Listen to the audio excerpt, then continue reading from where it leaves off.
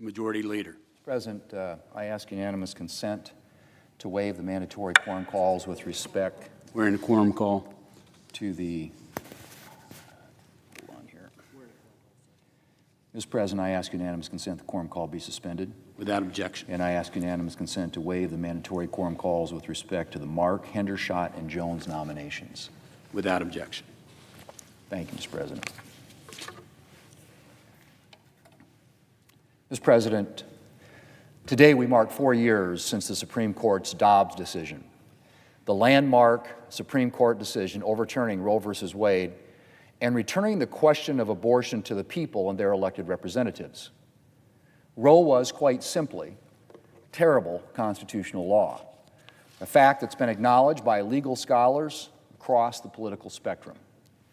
And the Dobbs decision reversed this decades-old error and made it clear that Roe's supposed constitutional right to an abortion simply didn't exist.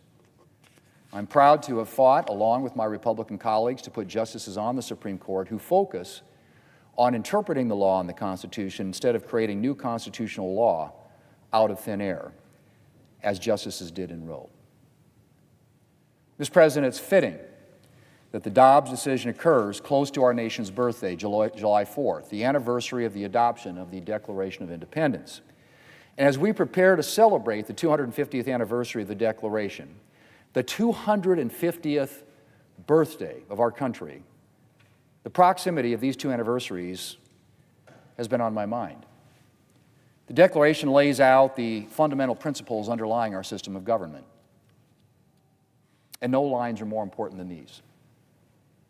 We hold these truths to be self-evident, that all men are created equal, that they are endowed by their Creator with certain unalienable rights, that among these are life, liberty, and the pursuit of happiness.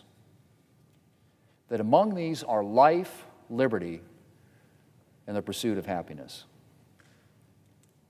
Unalienable rights, Mr. President. Rights given by God, rights that come before government, and that government is required to protect. All men are created equal and endowed by their Creator with certain unalienable rights. Mr. President, as our country knows, to its sorrow, we haven't always lived up to the principles of the Declaration. And the sad truth is that when it comes to unborn Americans, we are failing to live up to those principles today. Because in state after state around this country, it is legal to kill unborn human beings, unborn Americans, in some cases up until the point of birth. Up until the point of birth, Mr. President. These babies, these human beings, will never have the chance to enjoy the rest of their unalienable rights because they are denied their most fundamental right while they're still in their infancy. This is not, of course, something you will hear from my Democrat colleagues when they attempt to defend abortion. You won't hear about the baby whose rights are at stake. In fact, my Democrat colleagues do everything they can to obscure the baby in this debate. They mention women and health care and reproductive freedom as if killing an innocent person could ever be something we're free to do. They never mention the other person in question, which is the unborn human being who was sacrificed in every abortion. Probably because they know at some level that supporting the killing of an innocent human being is indefensible and completely incompatible with our nation's creed. And let's be very clear here, Mr. President. When we talk about abortion, we are talking about the killing of a human being. Everyone knows this. Even my Democrat colleagues know this, although they might like to gloss over the fact. You don't even need to have seen a baby kicking her feet and sucking her thumb on an ultrasound to know that she's human. Because human moms and human dads have other human beings. That's biology 101. No, Mr. President, the question isn't whether the unborn baby is a human being. The question is whether we value that human being, whether we really believe our American creed. We hold these truths to be self-evident, that all men are created equal, that they are endowed by their Creator with certain unalienable rights, that among these are life. Do we really believe that, Mr. President? Or do we believe that it's okay to say that some human beings are more important than others? That some human beings can be sacrificed for others? I would hope history has taught us that it is a very dangerous thing to say that some groups of human beings are not worthy of protection. Mr. President, I am proud to be from a state that has extended the full protection of the laws to unborn human beings, that has recognized that unborn Americans are also created equal and endowed by their Creator with unalienable rights. I am proud to have supported, sponsored, and co-sponsored pro-life legislation here in Congress. The overturning of Roe has opened the door to substantive pro-life legislation, and Republicans in Congress are going to keep up the fight for real protections for unborn Americans. I'm very proud that with the Working Families Tax Cuts, Congress enacted the first pro-life law in decades. Thanks to Republicans' landmark legislation this year, some of the nation's largest abortion providers, including Planned Parenthood, were prohibited from receiving federal Medicaid funding. Organizations that have turned the killing of babies into a business were cut off from this source of taxpayer dollars. Mr. President, the Dobbs decision was a landmark decision because it opened the door for full protection of the unalienable rights of unborn Americans. But there is a lot more work to be done. The Democrat Party fights tooth and nail to ensure that even the most common sense measures, like measures to protect babies who survive abortions, or to ensure that pregnant college students are aware that they have alternatives to abortion, do not make it through Congress. And currently, mail-order abortion drugs are flooding into states in defiance of the law, thanks to the Biden administration's decision to loosen restrictions on these drugs, despite the fact that they pose a danger to women, as well as, obviously, to their babies. So, as I said, Mr. President, the fight to protect the right to life for all Americans continues. And I and my Republican colleagues will continue to do everything we can here in Congress to support moms and to protect babies.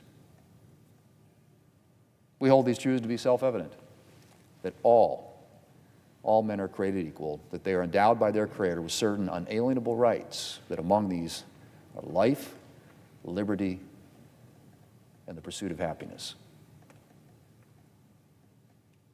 May the day soon come when we fully live up to that creed. Mr. President, I yield the floor, and I suggest the absence of a quorum. Clerk will call the roll. Ms. Alsor-Brooks.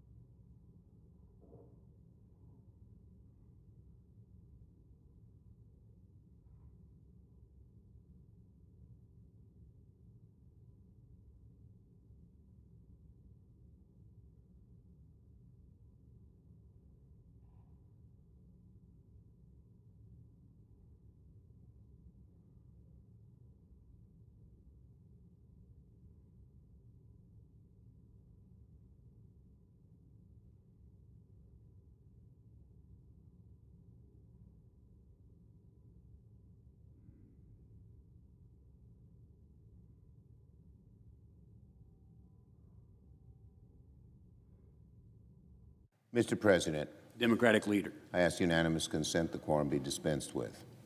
Without objection. Well, Mr. President, with their dreadful, horrific Dobbs decision 4 years ago today, 6 far-right-wing MAGA justices broke nearly 50 years of precedent to rip the right to choose away from millions of American women. You can sum up both the dreadful Dobbs decision and the whole far-right philosophy the same way. Less freedom in your life, more government interference in your personal decisions. That is the MAGA way. Dobbs will go down as one of the most damaging, legally dubious, and deeply out-of-touch Supreme Court decisions in American history. It's a disgrace that the Supreme Court did. It's a disgrace on the Supreme Court itself. Trump may not like talking about his crusade against women's reproductive rights, but he cannot hide from the pain he's inflicted on women across America. 20 states, 20, have enacted total or near total abortion bans, which means that nearly 40% of women of reproductive age live in a state with an abortion ban. The human cost of the Republican assault on women's reproductive freedom is sickening. I've heard so many women share their stories of the horrors they have experienced in Trump's post-Roe America. Republicans are letting women die by restricting necessary care. Some women have to travel hundreds of miles, even thousands, to get the treatment they need and deserve and are entitled to. Parents, patients, doctors have been punished like violent criminals for life-saving procedures that were legal just a few years ago and had been for decades before that. The GOP is treating mifepristone like it's poison and Planned Parenthood like it's an enemy of the state. It's despicable. Even before the justices behind Dobbs were confirmed, anyone could see they wanted to overturn Roe. Every Republican senator who voted to confirm these radical justices, who stripped away these fundamental rights to choose that women have had for so long, will have to answer to the American people.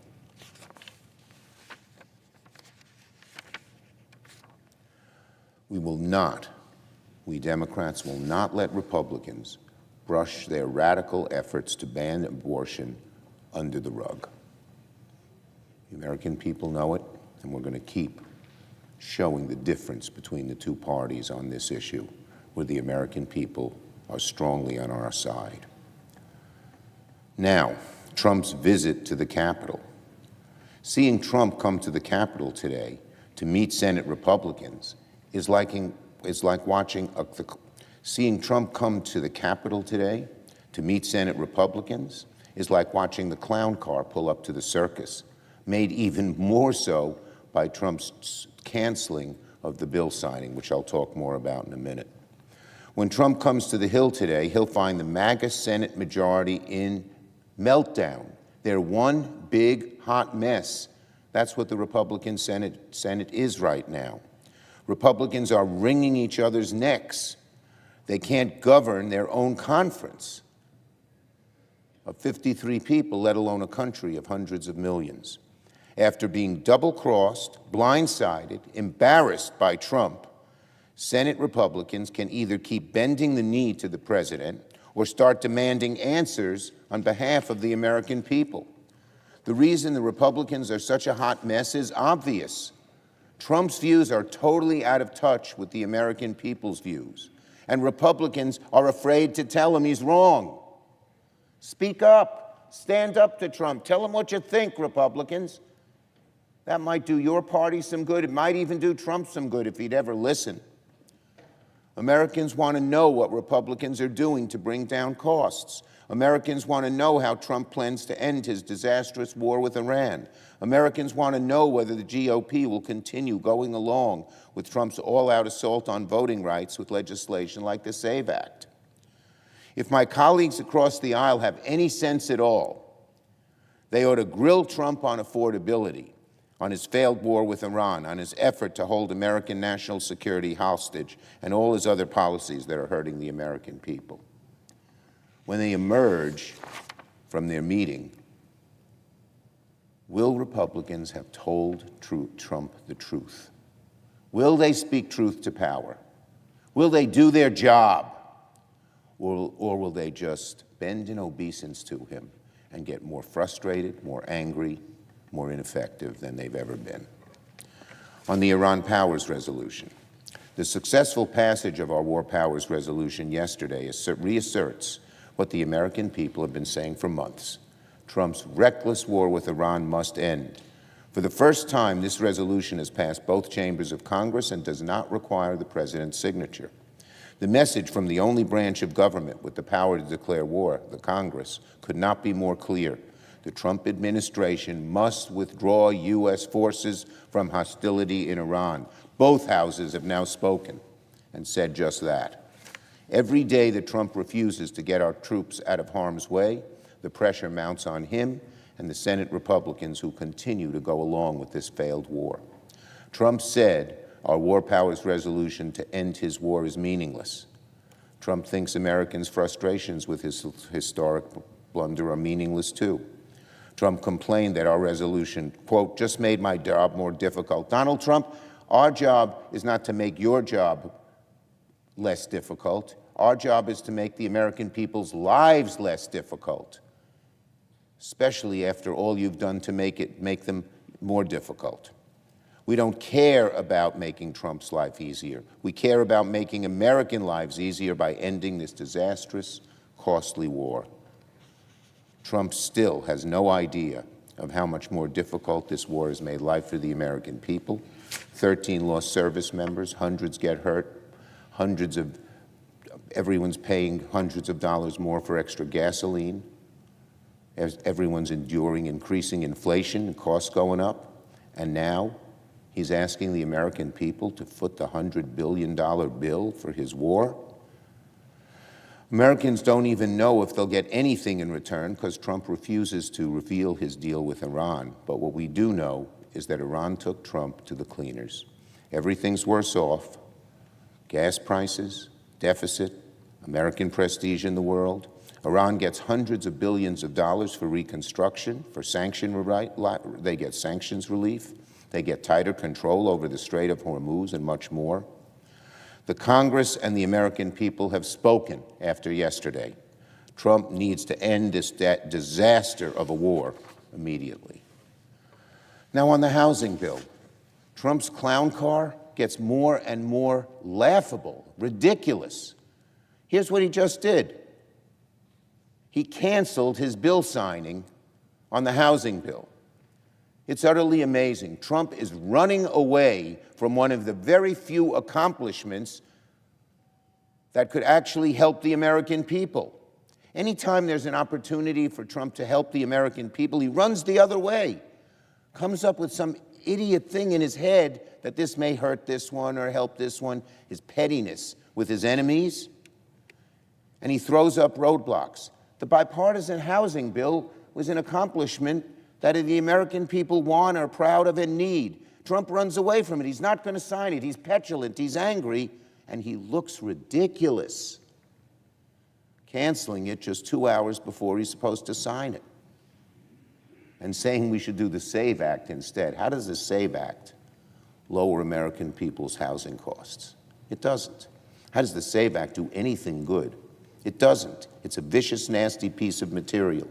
And probably in Trump's ridiculous mind, oh, I don't want to sign the housing bill because it might detract from the SAVE Act. The SAVE Act, not the saving bill, the SAVE Act will not pass, Donald Trump. Get on board with this housing bill. Don't veto it because it's so important to the American people. The passage of our bipartisan housing bill, it was bipartisan, ought to remind the nation how government can deliver when we put aside the partisan chaos we see coming out of the White House every day. Listen to me, Trump, sign this thing. Get something good done for the American people for once. The American people are counting on us to make life more affordable, and lowering housing costs is absolutely essential to that effort. The road to housing puts our country on the right track. towards fixing the housing shortage that drives up costs for the American people. Our bill streamlines local zoning and permitting, provides new flexible funding to expand supply, supports manufactured and modular housing, helps convert old office buildings into new housing, stops institutional investors from crowding Americans out of the housing market. Our legislation is going to help build more, faster, better, cheaper housing and build everywhere so we can get more homes on the market. What's wrong with that, Donald Trump? Why do you run away from signing it when it will be so beneficial to the American people? Trump, the housing crisis in America is too severe to let partisanship get in the way of common sense solutions. The road to housing is an important step towards ending the affordability crisis. It must not be the last. We'll keep at it, particularly if we regain the majority. But now, for once, Trump should sign it and stop running away from it and stop making such a fool of himself. I thank Senator Warren for her leadership on this bill, as well as all of the members of the Banking Committee and everyone else who helped make the road to housing a success. And it looks like even if Trump were to try to veto it, there are probably enough votes in both houses to override that veto. I yield the floor.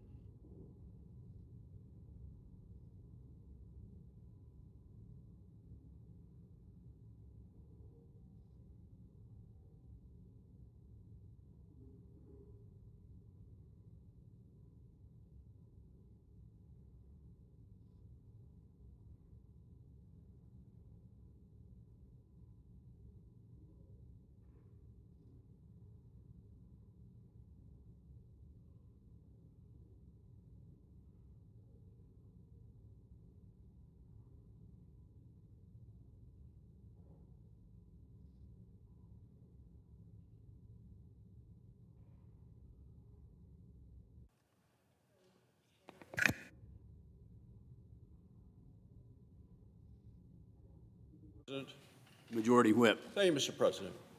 Mr. President, as a physician, I want Americans to get the care they need from a doctor they choose at a price they can afford. That's what I've thought my entire time of practicing medicine in Wyoming and now as a United States Senator. And where a person lives should not determine whether they have access to high-quality medical care. So I practiced medicine in Wyoming for 24 years. Wyoming Medical Center, was chief of staff of the hospital, president of the State Medical Society. And taking care of patients continues to guide my work here in the United States Senate. Wyoming is a rural state, as is yours. Rural Americans deserve access to local care that is affordable, reliable, and high quality. For years, the options for people in many small communities has been shrinking. Well, why is that? It was the passage of the Obama health care law. Obamacare accelerated rural health care crisis with hospitals closing all across the country. Since Obamacare became law 15 years ago, over 100 rural hospitals across our nation have closed. It is yet another broken promise from the failure of the Obama health care law known as Obamacare. Rural America deserves a better approach, and that's why 1 year ago, Republicans passed a $50 billion Rural Health Transformation Fund.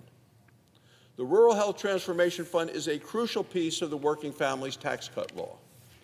It was designed to overcome the failed one-size-fits-all Washington approach to health care. It partners with communities to invest in the services that they need. The Rural Health Transformation Fund is the largest federal investment in rural health care in our nation's history. Every state in America is now receiving the first round of funding under this new program. The true power of this investment goes beyond the historic size and scope, because fundamentally, it's about delivering care to people where and when they need it the most. The federal government's too large to know the unique needs of every community. Rural solutions come from the states, come from the local communities, come from the local health care providers, not from Washington, D.C. The Rural Health Transformation Fund is built on this simple idea. It gives states the resources and the flexibility they need to invest in the services that the communities need, that will work for them. In Wyoming, we received over $200 million this year from the Rural Health Transformation Fund. More funding will follow over the next 5 years. And we're using it to strengthen and expand access to care in every corner of our state. We're supporting rural hospitals and clinics. We're embracing new technologies. We're bringing quality care closer to home. And at the same time, we're investing in our healthcare workforce. High-quality care starts with highly trained doctors, nurses, and other healthcare professionals. Wyoming has a long and successful track record of investing in our healthcare professionals. The Rural Health Transformation Fund allows us to build on that success. We also know that the best treatment is often prevention. Preventive medicine can lead to healthier lives. It helps lower costs. It teaches healthy habits from a young age. That's why Wyoming is investing in prevention. We're making sure food stamps program focus on healthy nutrition. We're bringing back presidential fitness tests in schools across the state. This helps children grow up healthier and reduces the long-term burden of chronic diseases. These are practical and common-sense steps, and they have a clear goal. That goal is to help Wyoming families live healthier lives and to make health care more affordable. Mr. President, I want to thank Dr. Oz and Governor Mark Gordon. You know, Dr. Oz leads the Centers for Medicare and Medicaid. He and his team work closely with Governor Mark Gordon of Wyoming and his team, and together they have developed an innovative plan tailored to Wyoming's unique needs. Every single Democrat in Congress, every single one of them voted against the Rural Health Transformation Fund. And that's not bad enough. One thing was bad is they voted against it. And then they came to the floor and later voted to eliminate it, to strangle the money that's going out to these communities all across the country. Said, no, we don't want it to go out. Why? Why did they vote to cut $50 billion from rural health care hospitals? Because they wanted to pay for health care for illegal immigrants. That's their mindset. Look at what happened in New York yesterday with the primary elections. Open borders, eliminate ICE, focus on giving services to illegal immigrants, people who are in the country illegally. How do they want to pay for all this stuff? Well, the Democrats in the Senate say, let's eliminate the rural health care plan. That's their approach of every Democrat in the Senate, and apparently a lot of Democrats, if not all, who are running to serve in this body. Democrats voted to weaken health care for law-abiding American citizens, to expand health care for illegal immigrants. That is a fundamental difference of a mentality and approach and a concern for American citizens. So just remember that when Democrats come and talk about health care. It's not necessarily health care for you or your family. It's health care for illegal immigrants. Republicans are reversing the damage done by Obamacare, which, to repeat, forced the closure of over 100 small community hospitals around the country. Republicans are putting rural communities first. And, Mr. President, we're going to continue to do that. Thank you, Mr. President. I yield the floor.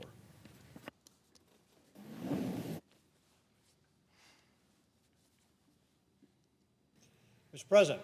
Senator from Nebraska. Mr. President, our country was founded on the belief that all Americans have the right to pursue life, liberty, and happiness. It's fundamental to who we are as Americans. And these are the building blocks of the American dream. We live in a nation of opportunity. We live in a nation that enables kids to have it better than their parents. A nation that believes that hard work leads to success. And for over 250 years, people from all backgrounds have been able to work hard and to achieve the American dream. And here in the United States Senate, I am fighting to renew the American dream. One of the ways that we have done that with my Senate Republican colleagues is in the Working Families Tax Cut that we passed last year. The Working Families Tax Cut invests in American families and in American children. It invests in the next generation. With my Senate colleagues on the Republican side, we're building a path for another 250 years of opportunity for this great nation and for the children and families in this great nation. The Working Families Tax Cut was great for families. One of the ways that it was great for families and for Nebraskans in my state is with the Trump accounts that were part of that overall package. These are investment accounts that will kickstart the American dream for kids all across this nation. You can download the app right now. Starting on July 4th, Nebraskans and all Americans will be able to start opening up these accounts. All American kids under the age of 18 will be eligible to have one of these accounts. And those born between January 1st, 2025 and December 31st, 2028 will also be able to enroll and automatically have $1,000 put into their account courtesy of the U.S. Treasury to be able to help kickstart that American dream. Parents and guardians will be the custodians of these accounts, but the children will own them, and when those kids turn 18, they'll be able to take possession of those Trump accounts. These accounts work like traditional retirement accounts. Up to $5,000 a year can be put into these accounts, these Trump accounts, and it can come from your parents, your grandparents, it can come from communities, it can come from churches, it can come from governments, it can come from nonprofits. Employers can contribute and help build that foundation for those young people to be able to achieve the American dream. Many have already committed to contributing to Trump accounts. For example, Michael and Susan Dell have donated $6.25 billion to the first 25 million American kids who sign up for these accounts that also reside in zip codes where the median income is below $150,000. That means that each one of those kids will get about $250 on top of the $1,000 that the Treasury is putting in. Charles Schwab has said he will match the government's $1,000 with another $1,000 for all the people who work at his company. These are just a couple of examples of how philanthropists are working together with the U.S. government to be able to kickstart young people's American dreams through these Trump accounts. In my home state of Nebraska, our state government is going to open accounts for all the foster kids in Nebraska. These Fostering a Future accounts will work just the same, making sure that young Nebraskans in foster care have a little extra financial help. This money is so that these young Nebraskans can put it toward college, buying their first home, or starting a business. For children whose accounts start with $1,000, additional contributions will not be required.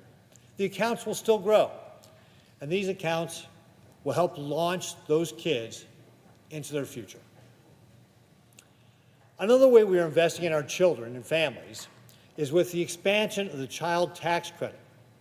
In the Working Families Tax Cut, we increased that child tax credit to $2,200 and made it permanent.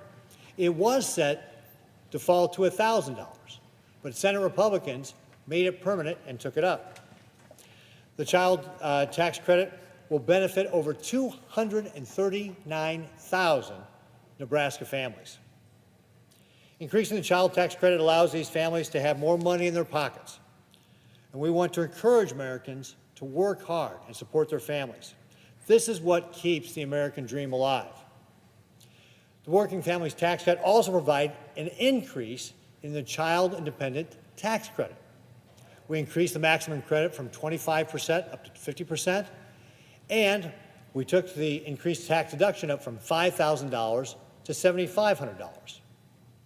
We made the first ever permanent paid family medical leave credit based on legislation from Senator Deb Fischer. This will encourage our businesses to offer that benefit to families all across the nation. We expanded the tax credits for employer-provided child care and created new credits for small businesses to be able to create child care at work. We also extended the ABLE accounts, which otherwise would have expired in 2025. These accounts help individuals with disabilities to save and invest through tax-free savings without losing eligibility for federal programs like Medicaid and supplemental security income. These are real investments in American families and the next generation. And similar to my colleague from Wyoming who pointed this out, every single Democrat, every single one voted against these provisions that would help young Americans be able to achieve the American dream. Every single Democrat voted against them. Senate Republicans, by contrast, are fighting in the U.S. Senate to renew opportunity for our kids' futures and supporting families in our country. We're encouraging and supporting the American dream, and we're making it possible for the good life to be more attainable for all Nebraskans. Thank you, Mr. President. I yield back.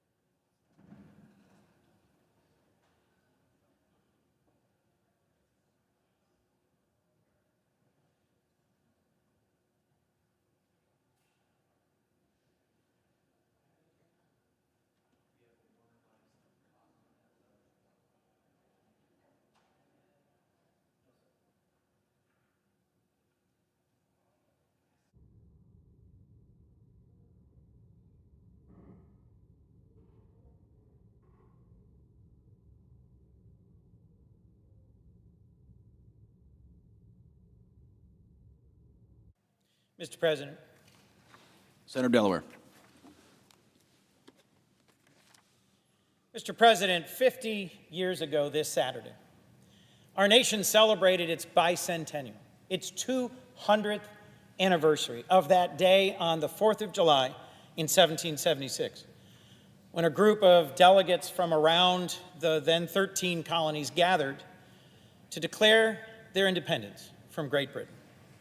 This coming Saturday, July 4th, 2026, I will once again be gathering with a whole group of friends and family in the small town of Hockessin, Delaware, where I celebrated our bicentennial.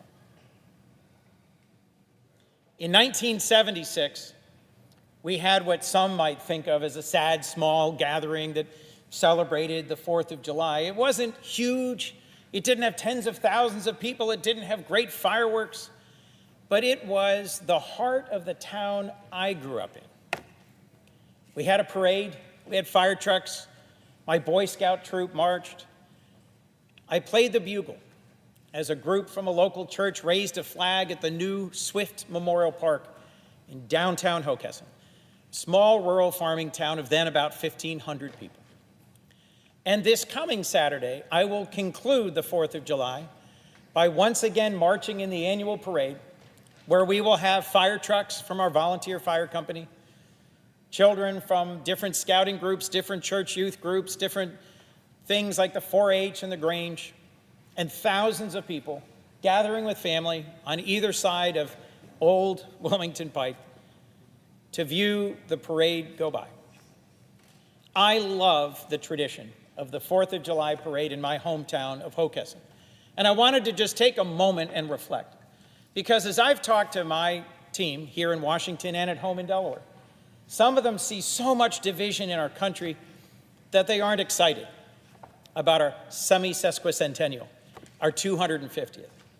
Some of them are distracted, as in some ways I think many in America are, by fighting, squabbling between our president and our Congress, between different political parties. And it's too easy to be distracted. I'll remind you that 50 years ago, on our bicentennial, our country was also in a period of division and political controversy, that we'd just come out of the end of the Vietnam War and Watergate, that there'd been protests and disagreement, that there were different rights being asserted and tumult in our politics. My recollection as a child was that that day, that period of the bicentennial was actually a moment for the American people to stop and reflect and think about what brings us together. And so today I will briefly reflect on what I think we ought to be stopping and reflecting on as we celebrate our 250th. 250 years ago, where we are right now was part of Great Britain, was part of the English Empire. And looking back, it might seem inevitable, but at that time it was uncertain which way we would go. Ultimately, we chose liberty. We chose independence, and we had to fight for it in what became a long and brutal and internally divisive conflict. Ultimately, the American story is not simply one story. We are a nation founded not on one ethnicity or one language, one religion, or one history, but on an idea embodied in the second sentence of the Declaration.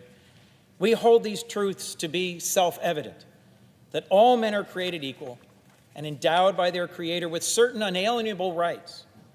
Among these are life, liberty, and the pursuit of happiness. Just a few days ago, I had the chance over at the Library of Congress, along with a bunch of my colleagues, to see the original text of the Declaration of Independence and the changes made by different framers. Our story is stronger when we tell it in its entirety, the good and bad, the challenging chapters, the rough places, the foundational sins, the wrongs, and the arc towards a more perfect union. My state has long played a central role in some of these fights over the abolition of slavery, over racial segregation, over protecting our environment, over the right of women to vote, over full inclusion. And over 250 years, what I think defines us is that yearning for freedom, that yearning for the opportunity to pursue life, liberty, and happiness as we understand it and define it. Franklin Delano Roosevelt, at the end of the Second World War, after the paroxysm of a global catastrophe of violence, talked about 4 freedoms, recognizing and celebrating those foundational First Amendment freedoms: freedom of speech and freedom to worship, but also freedom from want and freedom from fear. And so I think we need to recognize at this July 4th that we have a challenge, an opportunity, and an obligation. In the middle of the Civil War, President Lincoln and this Senate insisted on building an expanded Capitol at the exact moment that our nation was tearing itself apart. President Lincoln said, "If people see the Capitol going on, it is a sign we intend the Union shall go on." I've traveled around the world and heard from people all over that they look to this nation as a beacon of freedom. And every time I recite the Pledge of Allegiance, I remind myself that at its end, we pledge ourselves to be a nation committed to liberty and justice for all. In the months ahead, I look forward to giving many more speeches about what I see as the core defining values of our nation going forward. But as you celebrate the 4th of July, I hope you'll take a moment. Think back about your childhood experiences that helped you understand what it means to be an American and that helped you confront the challenges and the opportunities we have ahead of us. For me, living overseas and seeing our country from the perspectives of others was that great chance. And I think for all of us in recent days, seeing people from all over the world come to America during the World Cup and experience our nation, our hospitality, and our values has been a refreshing reminder that even in these divided and difficult times, we can continue to inspire and challenge ourselves and the world. Thank you, Mr. President. With that, I yield the floor.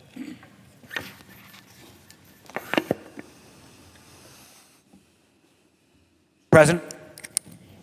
Senator Virginia.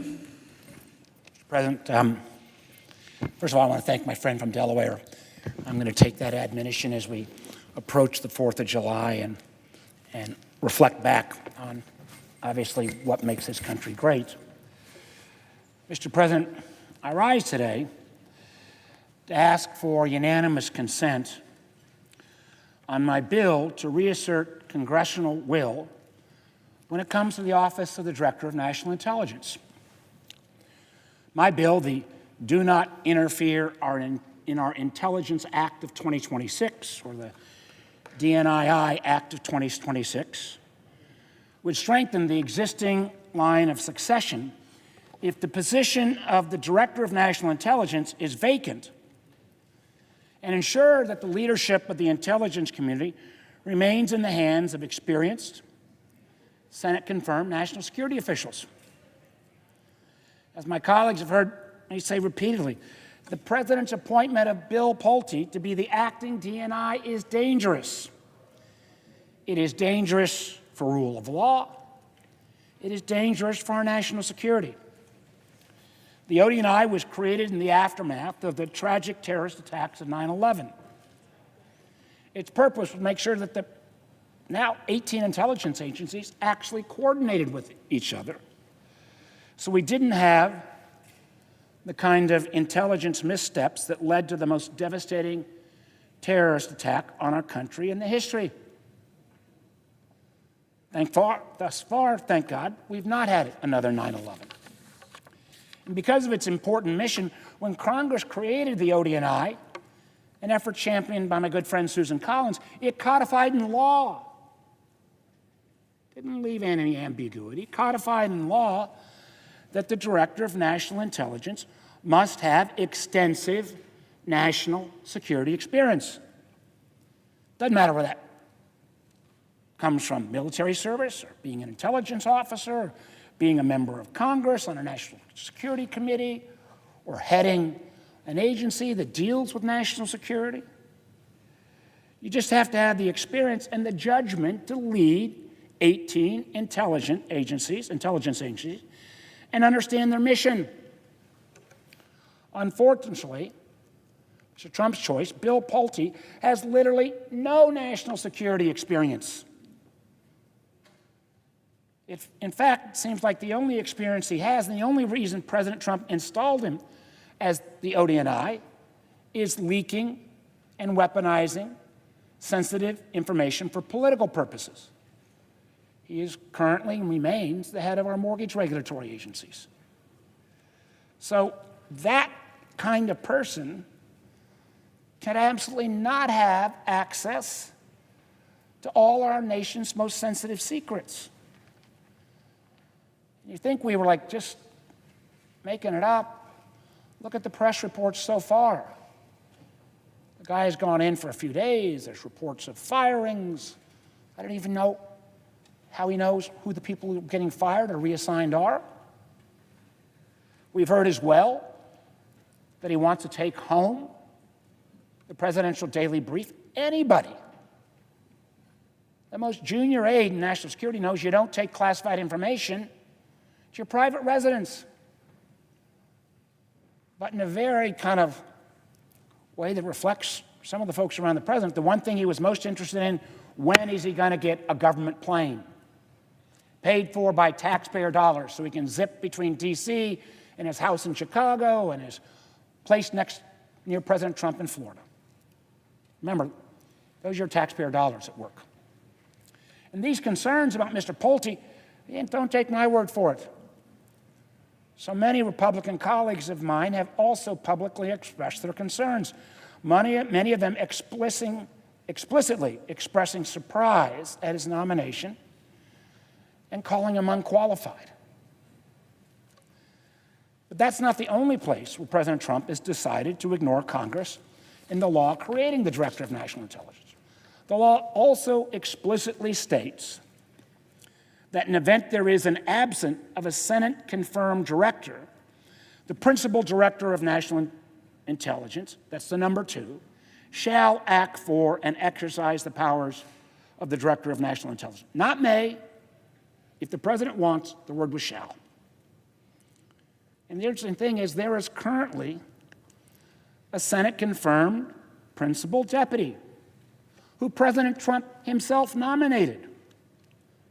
This gentleman, Mr. Lucas, I may not agree with all things that Mr. Lucas has suggested, but there is no question, given his decades of patriotic service as a national intelligence officer and on President Trump's own National Security Council staff, that he has the experience and qualifications to serve as the acting DNI.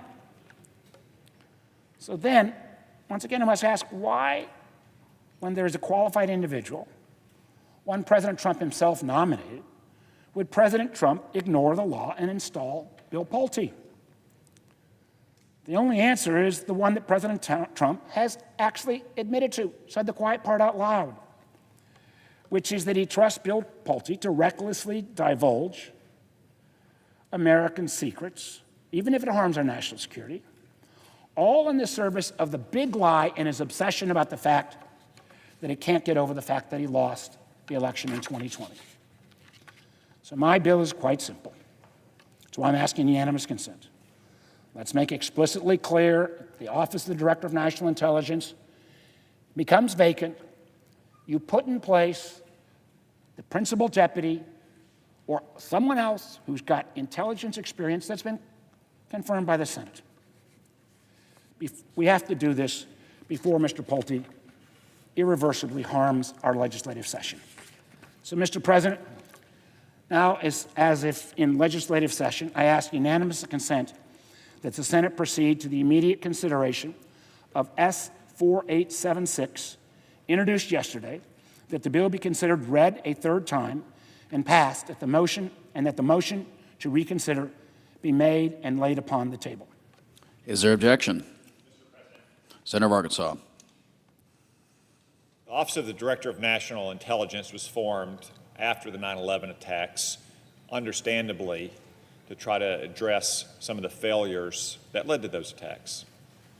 Unfortunately, I think we can now assess a couple decades on that it is something of a failed experiment itself. I remember my first days on the Intelligence Committee when I sat far down the dais from the distinguished Vice Chairman, and an ODNI aide came in to brief us about a new fusion cell they had created in the fight against the Islamic State. And one of our senior members, Dan Coates, who later himself became the DNI, observed that he was concerned that with the growing bureaucracy at the ODNI, pretty soon they would need a fusion cell for their fusion cells.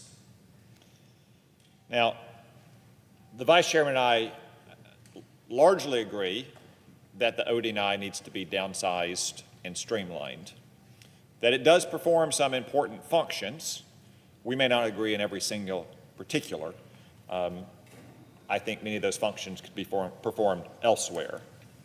But I've had an opportunity to speak in the last few days with Acting Director Pulte.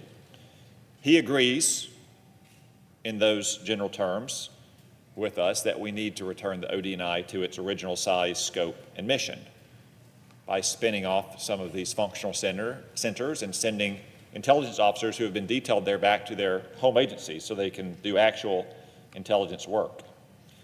And if he continues the work that the Vice Chairman and I have began through the annual Intelligence Authorization Act and that Director Gabbard started to carry out, I think that's a win for our national security.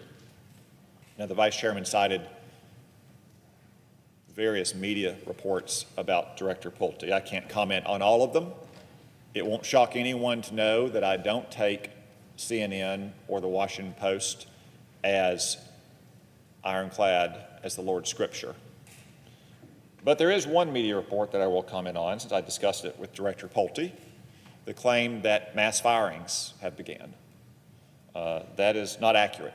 He informed me that, yes, a small handful of front office personnel are leaving federal employment, which is not at all uncommon when a senior leader leaves an agency or one comes into an agency, but a small handful, maybe counted on one hand, maybe two hands.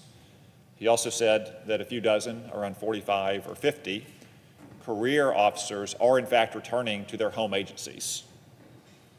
I think that's a step in the right direction. That's less than 5% of the DNI's personnel. I might put a 0 after that 5. I might put a 7 in front of that 5 in terms of how many personnel need to go back to their home agencies. A second point, if Director Pulte can in fact take these steps in the right direction, I think that could benefit Jay Clayton once he's confirmed.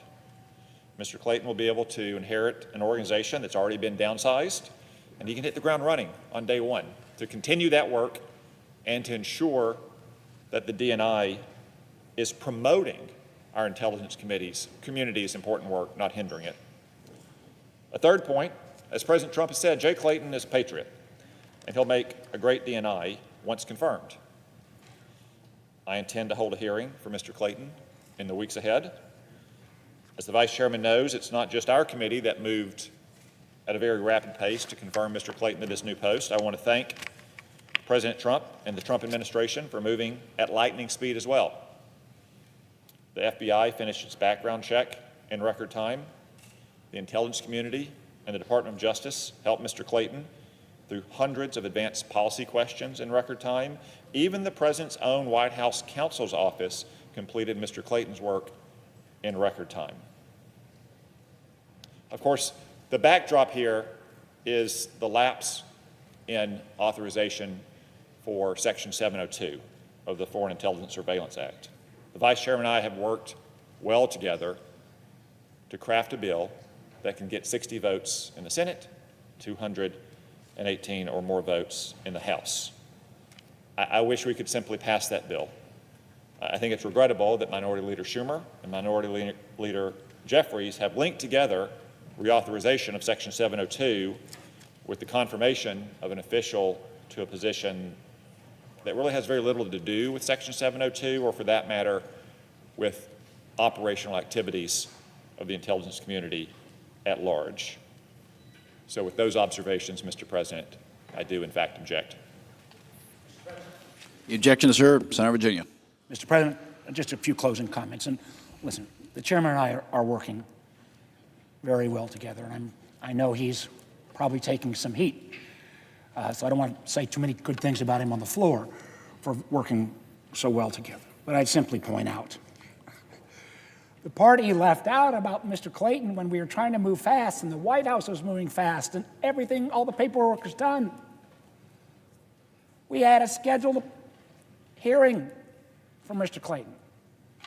I was even getting some of our most ferocious opponents at 702 to probably waive some of their objections. And at the last minute, with no notice to our committee or even to Mr. Clayton, the president pulled his nomination. I'd never heard of a president complaining about moving too quick on one of his nominees. On the size of the DNI, the chairman and I, we are working together. I even am open to the notion that the office could be obliterated or removed or potentially repurposed somewhere else. Again, that makes sense, but it ought to be done in an orderly fashion. It ought to be done by somebody with national security experience.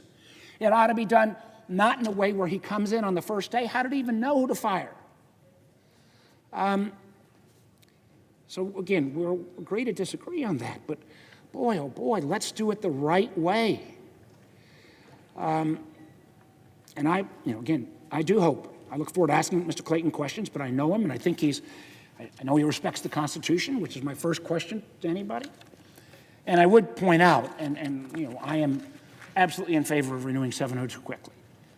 The good news, though, is that the communication providers are still working with us. We have not gone dark, but I agree with the chairman that we need to move as quickly as possible. But everybody has been pretty clear on this. We've got to get a real DNI in to that office before we get that reauthorization. With that, Mr. President, I yield the floor. Mr. President, Senator Delaware. I ask unanimous consent that I be allowed to speak for 1 minute on the upcoming vote. Without objection. Mr. President, I serve on the Senate Judiciary Committee. I'm a proud member of the Delaware Bar. I clerked for a federal court. And in a recent confirmation hearing, I asked 4 different nominees to serve as federal district court judges a simple question. What does the 22nd Amendment to the United States Constitution provide? None of them could answer. So I helped them. In summary, it says you can't serve 3 terms as president. Once elected twice, you may not serve a 3rd term. Adopted after Franklin Delano Roosevelt served 4 terms, its text and intent are simple and clear. I questioned all 4.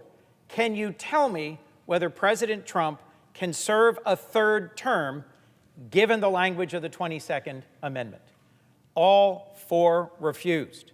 They could not find the courage to say, yes, as a simple matter of fact and constitutional law, on the plain text, President Trump is in his 2nd term.